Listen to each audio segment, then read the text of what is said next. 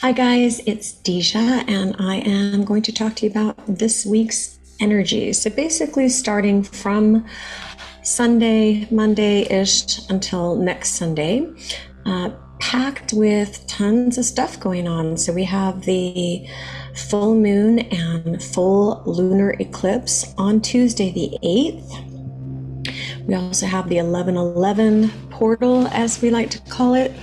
And I would say the energies, given one word to describe them this week, is roller coaster. It's going to be a major roller coaster of energy influences this week. Full moons are always time to release, let go, and eclipses magnify all of that energy. And this particular eclipse it sort of closes the door on what everybody's been calling eclipse season.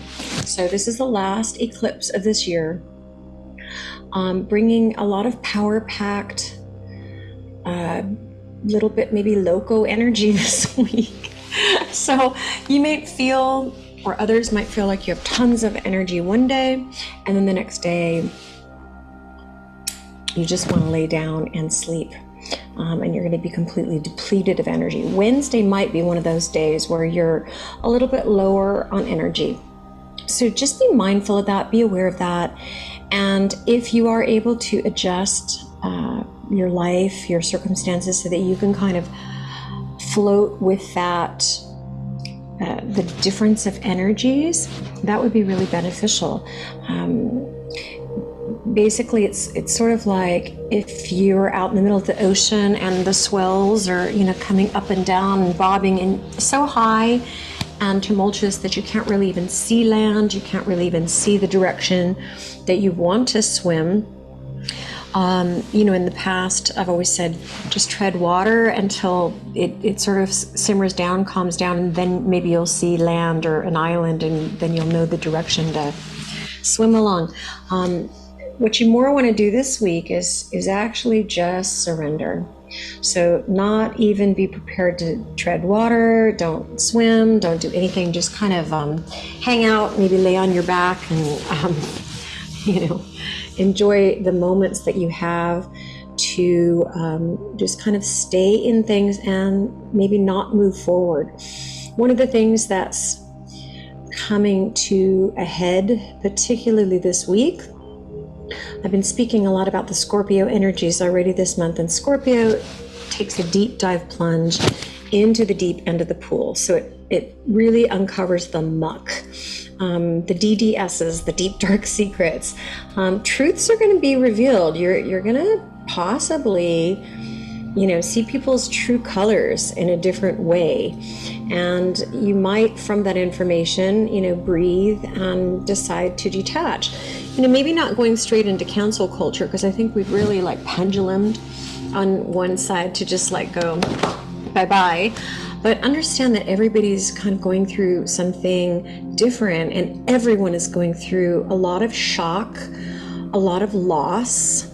We've had cumulative loss over the last couple years, whether it be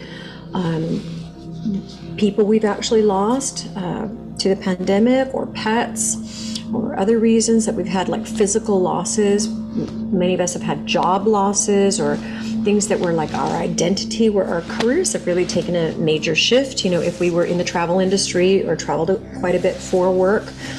And some of us have actually decided to change those things because of the instability and the fact that things could change on a dime any second, depending on regulations and depending on where you live, what country, this kind of thing. So for all of us, we have had, particularly in the last couple of years, a great deal of loss.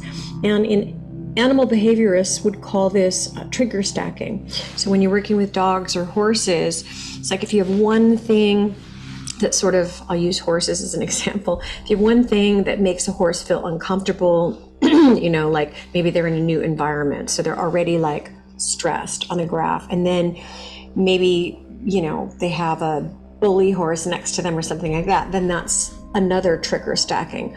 Well, if you go and take that horse out for a walk or a ride and something, a piece of plastic or something comes along, they're already at the threshold ready to just go bonkers. And so it takes very little to just push them over the edge and have them react in a very combustious way.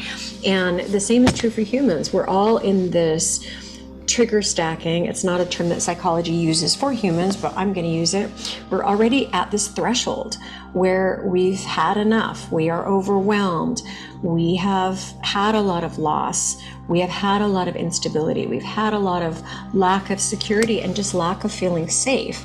So just know that you and everyone around you are all feeling that. So yeah, people might reveal their true colors in a kind of a combustious way, and you might be like, whoa, and you can't really change people. You also can't crawl into them and help them wake up any sooner or defer what they're doing. You can only do you. So, just have safe boundaries, even if it's just for a moment or a month or a couple weeks. And you might also find now is a good time to speak your truth. It may not be received in the way that you want it to. If that person's not in a place where they're, particularly awake or aware, they may project back on you and become defensive, even though it is a truth. You can always give it one shot and then just go breathe and detach and continue to do you. But you are going to we're still having these aha moments of puzzle pieces. So we're not really having this big picture. Again, we're in the middle of the ocean. We're not seeing land. We're not seeing the island. We're not even seeing a boat, so maybe look up the sky and enjoy the clouds. and know that these little puzzle pieces are coming together, and we are going to have like some big picture clarity, fairly soon. So try to be comfortable in the uncomfortable. Try to have comfort outside of your comfort zone. Knowing that you grow most when you're outside of your comfort zone. So deep dive, if you can, maybe on the full moon, because we're having some of these, a lot of the second energy center, or whatever word you want to use, chakra, svadhisthana, is very targeted right now, which is our feels. It's how we feel. It's, fears and guilt and blame and victimhood and jealousies and things like that. Really take a deeper dive. If you are triggered with something, ask yourself, what is the underlying feeling of this? And if it is like jealousy, the energy of jealousy is just shining a big light to show you that you're not doing what you want to do. It has nothing to do with the other person.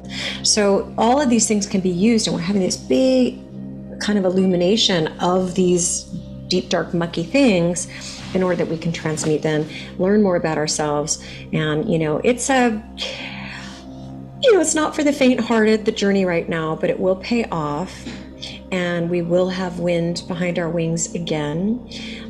Try to indulge this week. So if you can, again, like this second chakra stuff, it's our sexuality, it's our desires, it's our passion. So we want to go from survival mode to passion mode, to our life's purpose. Instead of being in this lower frequency of survival, fight, flight, or freeze, which all of us have been kind of triggered with the last couple of years.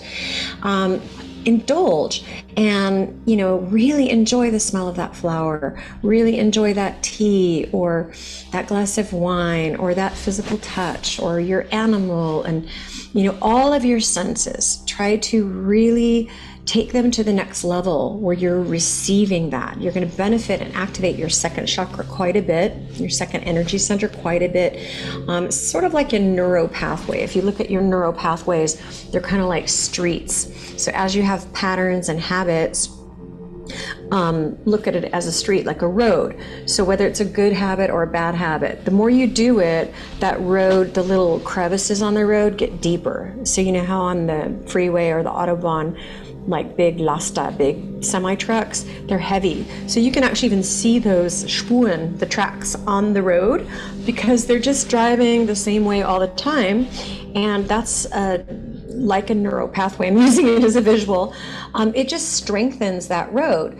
But you need to think also, if that's a not productive habit or not productive thought process, you don't want to keep strengthening it, because it becomes harder and harder to change it, that neural pathway. So even just doing anything different, creating a new road, a new thought, or even, a new action will actually kind of take away that from that road that you don't want to travel on anymore, and it'll start strengthening another road.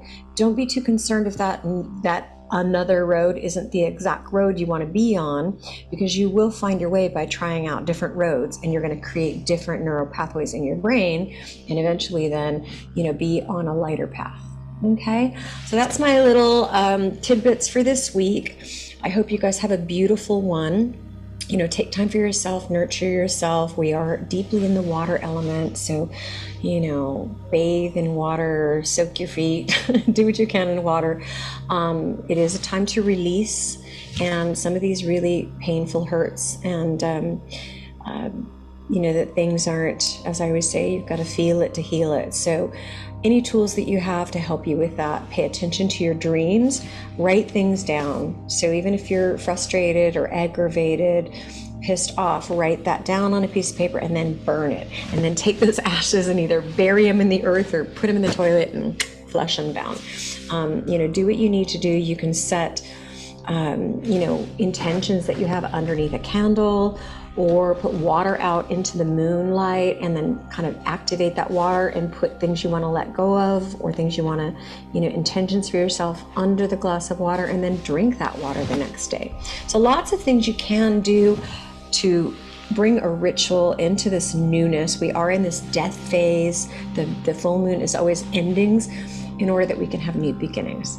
As always, if you need any help or assistance, I'm here for you. You can reach out, info@frequencyfit.com, and please subscribe to my channel if you haven't already, like, and even make a comment, because it helps the algorithm a lot, and I would love to grow and expand what I'm doing to more people.